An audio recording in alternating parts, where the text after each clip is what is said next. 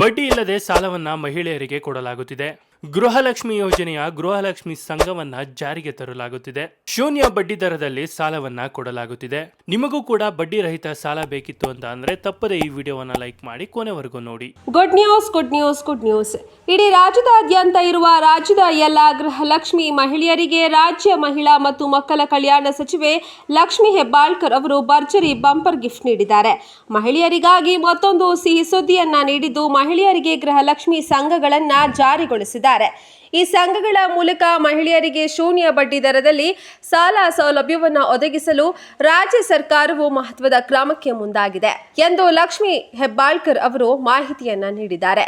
ರಾಜ್ಯದ ಪ್ರತಿಯೊಂದು ಹಳ್ಳಿಗಳಲ್ಲಿಯೂ ಕೂಡ ಮಹಿಳಾ ಸಂಘಗಳನ್ನ ಮಾಡಿ ಅಂದ್ರೆ ಗೃಹಲಕ್ಷ್ಮಿ ಸಂಘಗಳನ್ನ ಮಾಡಿ ಅವರಿಗೆ ಆರ್ಥಿಕವಾಗಿ ಬಲ ತುಂಬುವ ಕೆಲಸ ನಮ್ಮ ಸರ್ಕಾರ ಮಾಡಲಿದೆ ಎಂದು ಮಾಧ್ಯಮಗಳಿಗೆ ತಿಳಿಸಿದ್ದಾರೆ.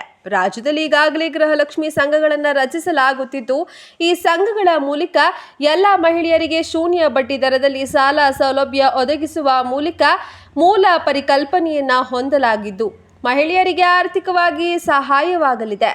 ಬನ್ನಿ ಹಾಗಿದ್ರೆ ಈ ಗೃಹಲಕ್ಷ್ಮಿ ಸಂಘಗಳಲ್ಲಿ ಎಷ್ಟು ಜನ ಮಹಿಳೆಯರಿದ್ದಾರೆ, ಈ ಸಂಘಗಳನ್ನ ಎಲ್ಲಿ ಮತ್ತು ಹೇಗೆ ರಚಿಸಲಾಗುತ್ತೆ, ಈ ಸಂಘಗಳಲ್ಲಿ ಸದಸ್ಯರಾಗಿರುವ ಮಹಿಳೆ ಫಲಾನುಭವಿಗಳಿಗೆ ಶೂನ್ಯ ಬಡ್ಡಿ ದರದಲ್ಲಿ ಎಷ್ಟು ಸಾಲ ಸೌಲಭ್ಯವನ್ನು ಒದಗಿಸಲಾಗುತ್ತೆ, ಇನ್ನು ಗೃಹಲಕ್ಷ್ಮಿ ಸಂಘಗಳ ಸಂಪೂರ್ಣ ಮಾಹಿತಿಯನ್ನ ತಿಳಿದುಕೊಳ್ಳಲು ವಿಡಿಯೋವನ್ನ ತಪ್ಪದೇ ಕೊನೆವರೆಗೂ ನೋಡಿ.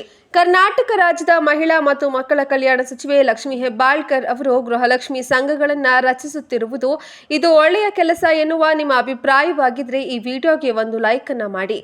ವಿಧಾನಸೌಧದಲ್ಲಿ ಗುರುವಾರ ಗೃಹಲಕ್ಷ್ಮಿ ಯೋಜನೆಯ ಫಲಾನುಭವಿ ಮಹಿಳೆಯರಿಂದ ಸ್ವಸಹಾಯ ಅಥವಾ ಸ್ತ್ರೀ ಶಕ್ತಿ ಗುಂಪುಗಳನ್ನು ರಚಿಸುವ ಸಂಬಂಧ ಅಧಿಕಾರಿಗಳೊಂದಿಗೆ ನಡೆದ ಸಭೆಯಲ್ಲಿ ಮಾತನಾಡಿದ ಅವರು, ಮಹಿಳಾ ಮತ್ತು ಮಕ್ಕಳ ಅಭಿವೃದ್ಧಿ ಇಲಾಖೆಯ ಮೂಲಕ ಗೃಹಲಕ್ಷ್ಮಿ ಸಂಘವನ್ನು ರಚಿಸಲಾಗುವುದು ಎಂದರು. ರಾಜ್ಯದಲ್ಲಿ ಗೃಹಲಕ್ಷ್ಮಿ ಯೋಜನೆಯಡಿ 1.25 ಕೋಟಿ ಫಲಾನುಭವಿಗಳಿದ್ದಾರೆ. ಪ್ರತಿ ತಿಂಗಳು ಸಂದಾಯವಾಗ್ತಾ ಇರೋ 2,000 ರೂಪಾಯಿ ಹಣವನ್ನು ಇನ್ನಷ್ಟು ಸದುಪಯೋಗ ಪಡಿಸಿಕೊಳ್ಳುವ ನಿಟ್ಟಿನಲ್ಲಿ ಗೃಹಲಕ್ಷ್ಮಿ ಸಂಘಗಳನ್ನು ರಚಿಸಲಾಗುವುದು. ಈ ಮೂಲಕ ಗೃಹಲಕ್ಷ್ಮಿ ಯಜಮಾನಿಯರನ್ನ ಆರ್ಥಿಕವಾಗಿ ಮತ್ತಷ್ಟು ಸದೃಢರನ್ನಾಗಿ ಮಾಡುವುದೇ ಉದ್ದೇಶವಾಗಿದೆ ಎಂದು ಹೇಳಿದರು.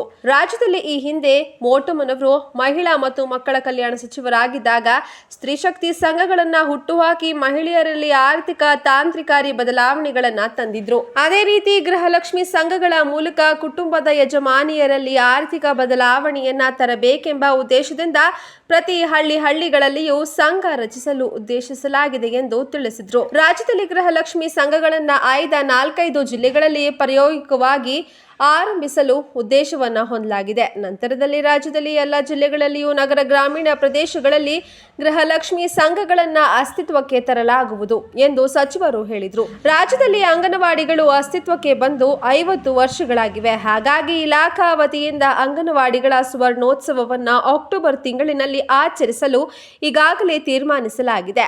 ಮೈಸೂರು ಅಥವಾ ಬೆಂಗಳೂರಿನಲ್ಲಿ ದೊಡ್ಡ ಮಟ್ಟದಲ್ಲಿ ಕಾರ್ಯಕ್ರಮವನ್ನು ಆಯೋಜಿಸಲಾಗುವುದು. ಅದೇ ಸಂದರ್ಭದಲ್ಲಿ ಗೃಹಲಕ್ಷ್ಮಿ ಸಂಘಗಳನ್ನು ಉದ್ಘಾಟಿಸಲಾಗುವುದೆಂದು ಸಚಿವರು ತಿಳಿಸಿದರು. ಸ್ನೇಹಿತರೆ, ಈ ಬಗ್ಗೆ ನೀವೇನು ಹೇಳ್ತೀರಾ? ನಿಮ್ಮ ಅನಿಸಿಕೆ ಅಭಿಪ್ರಾಯವನ್ನ ಕಮೆಂಟ್ ಮಾಡಿ. ಹಾಗೆ ವಿಡಿಯೋವನ್ನ ಪ್ರತಿಯೊಬ್ಬರಿಗೂ ಶೇರ್ ಮಾಡಿ ಮಾಹಿತಿಯನ್ನ ತಿಳಿಸಿ. ಧನ್ಯವಾದಗಳು. ನೋಡಿದ್ರಲ್ಲ ಸ್ನೇಹಿತರೆ, ಸರ್ಕಾರದಿಂದ ಯಾವೆಲ್ಲ ಯೋಜನೆಗಳನ್ನು ಜಾರಿಗೆ ತಂದಿದ್ದಾರೆ ಅಂತ.